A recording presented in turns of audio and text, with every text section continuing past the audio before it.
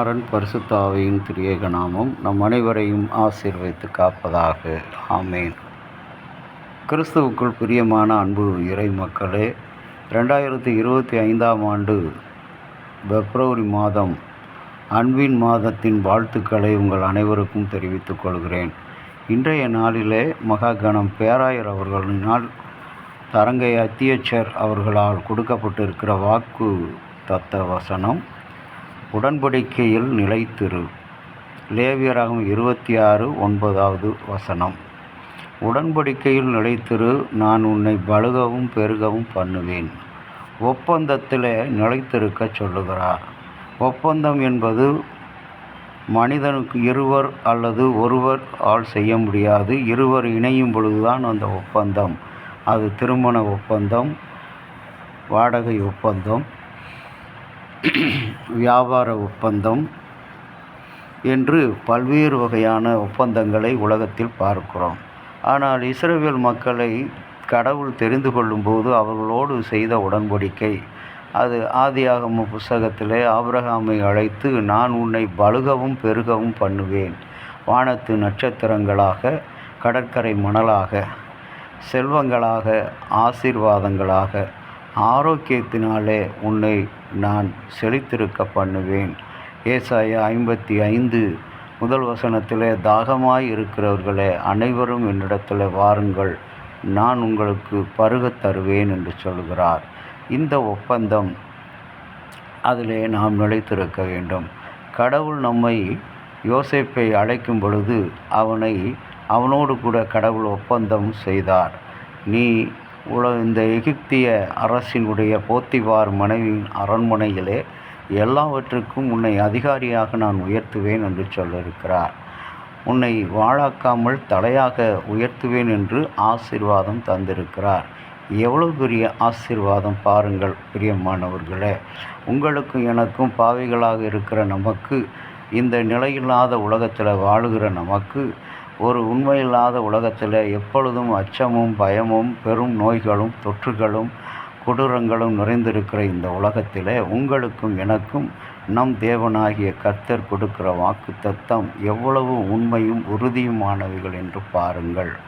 அன்புக்குரிய இறை மக்களே, கடவுளுடைய இரக்கம் இந்த மாதத்திலே அவர் நம்மீது அன்பு வைத்தார். தன்னுடைய ஒரே பேரான குமாரனை இந்த உலகத்தில் தந்து இவ்வளவாய் அன்பு கூர்ந்தார்.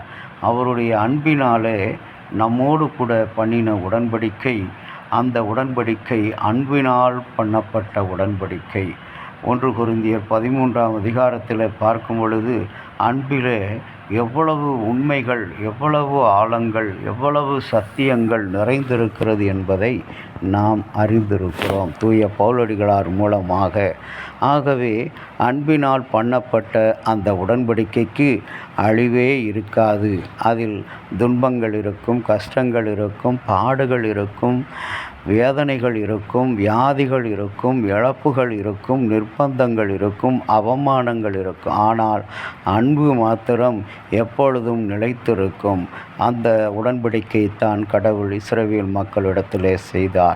அந்த உடன்படிக்கையிலே நாம் எப்பொழுதெல்லாம் இப்படிப்பட்ட சூழ்நிலைகள் நமக்கு வரும் பொழுது நாம் நிலைத்திருக்கிறோமோ, ஆண்டவராகிய கடவுள் யோசுவாவை அழைத்து சொல்லும் பொழுது, யோசுவா 1:5, நான் உனக்கு விதிக்கிற கட்டளைகளின்படியும் கற்பனைகளின்படியும் நீ மரண பரியந்த நிலைத்திரு, வலது இடதுபுறம் விலகாமல் நிலைத்திரு என்று ஒப்பந்தம் செய்கிறார். அவருடைய கட்டளைகள் இன்றைக்கும் கூட ஆண்டவர் நமக்கு கொடுத்த 10 கட்டளை இந்த உலகத்தில் நாம் வாழ வேண்டிய அறம் நிறைந்த ஒரு உடன்படிக்கை, ஒழுக்க வாழ்வுக்கான உடன்படிக்கை, உயர்வு வாழ்வுக்கான உடன்படிக்கை, ஆசீர்வாதமாய் வாழக்கூடிய வாழ்வுக்கான உடன்படிக்கை. அந்த உடன்படிக்கையை இறைமகன் இயேசு இந்த நாளிலே தம்முடைய மரணத்தினாலே பெற்று கொடுத்திருக்கிறார். நாம் அவ்வாறு அவருடைய கட்டளைகளையும் கீழ்ப்படிந்து நடக்கும் பொழுது, உடன்படிக்கை என்பது கீழ்ப்படிதலை நம்மிடத்திலே எதிர்பார்க்கக்கூடியது. அதை மீறி நடக்கக்கூடாது, மறுதலித்து நடக்கக்கூடாது. ஆனால் இன்றைக்கு உலகத்தில் இருக்கிற ஒவ்வொரு மனிதனும் திருச்சபைகளில் இருக்கிற ஒவ்வொரு விசுவாசியும் தலைமை பொறுப்பில் இருக்கிற ஒவ்வொரு மக்களும் உடன்படிக்கையை மீறி, கட்டளைகளை மீறி, அதை மறுதலித்து தனக்கென்று ஒரு நியாயத்தை, செல்ஃப் ஜஸ்டிஃபிகேஷன் என்று சொல்லப்படுகிற சுய நீதியையும், செல்ஃப் ரைச்சஸ்னஸ், சுய நீதியையும் பேசுகிற மக்களாக இருக்கிறோம்.